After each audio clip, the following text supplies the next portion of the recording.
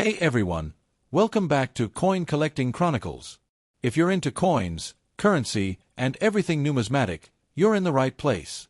Don't forget to hit that subscribe button and turn on notifications so you never miss a coin drop.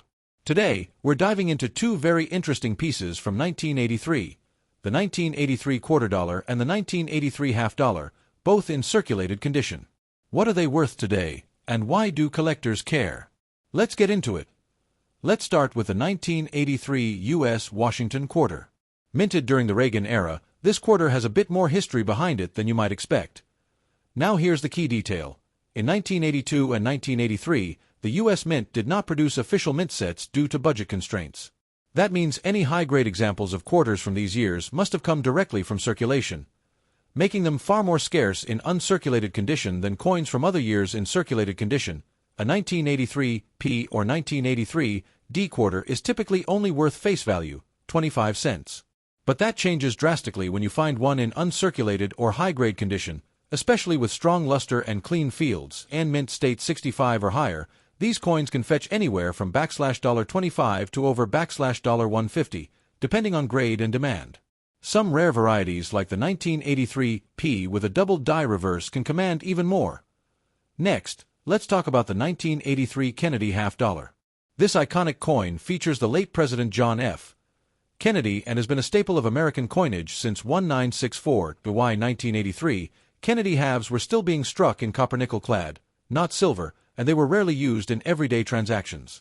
Most Americans hadn't seen one in years unless they went to a casino or a bank that still had them. So, what's it worth today in circulated condition? Generally, just 50 cents. That's right, face value. Unless you've got a very high-grade piece or an error coin, there's not much numismatic premium. But again, like with the quarter, no mint sets were produced in 1983, so finding pristine examples from this year can be harder than you'd think.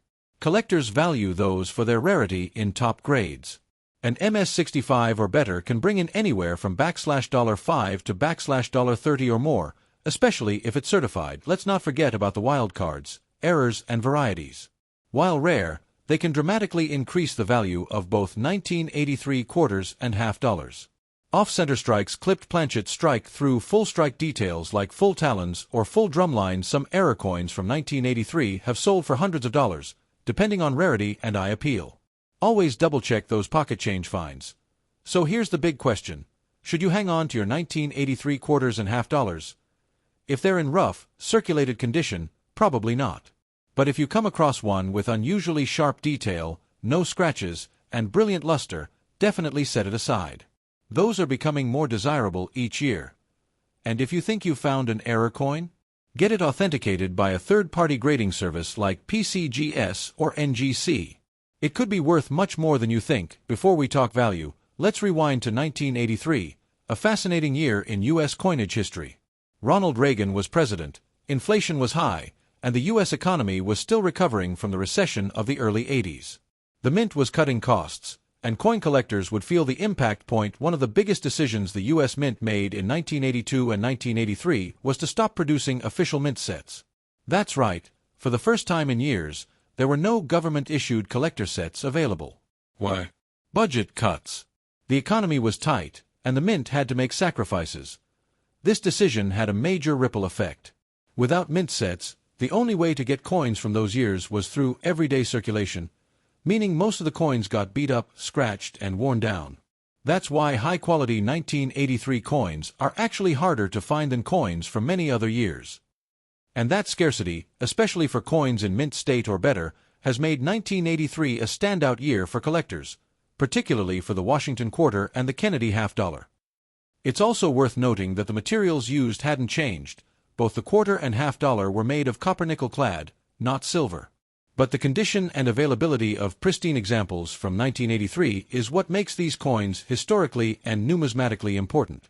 In today's video, we're diving into one of the most talked-about coins among collectors, the 1965 Washington quarter, also called the half-silver quarter by some, due to a major change in its composition. We'll talk about its background, what makes it special, and most importantly, how much it's worth today in circulated condition. Let's rewind to 1965. The United States Mint made a huge decision that would change American coinage forever. Due to a nationwide silver shortage and rising silver prices, the U.S. Mint stopped using 90% silver in most of its coins. That included dimes, quarters, and half dollars. So, starting in 1965, the Washington quarter, which had been minted in 90% silver since 1932, was changed to a copper-nickel-clad composition. That means the coin has a pure copper core sandwiched between two layers of copper-nickel alloy. And this change wasn't just a small deal, it marked the end of silver circulating coinage in the U.S. as we knew it. So, what should you look for? The 1965 quarter features the familiar design of George Washington on the obverse, or front, of the coin, designed by John Flanagan. On the reverse, you'll see the iconic eagle with spread wings perched on a bundle of arrows, surrounded by olive branches. The coin has no mint mark, because in 1965, mint marks were temporarily removed to discourage coin hoarding. Now the big question: how much is a 1965 quarter worth today in circulated condition?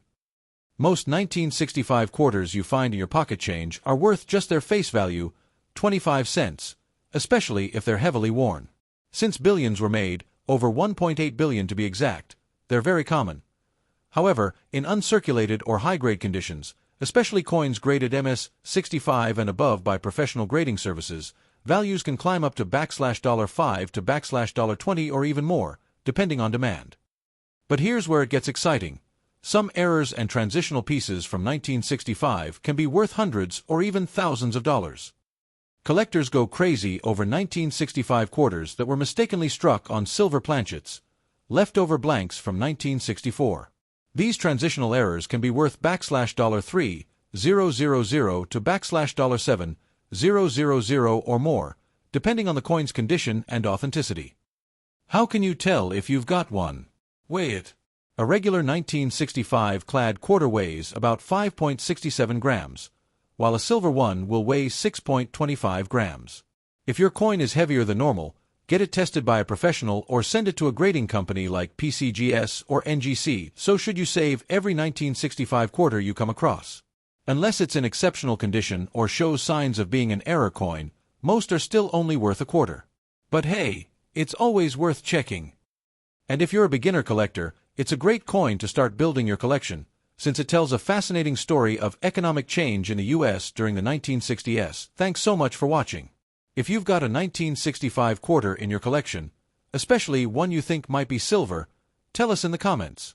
We'd love to hear your coin stories. Don't forget to like, share, and subscribe for more coin content. We've got new videos every week, uncovering the hidden history of coins and currency. Until next time, happy collecting!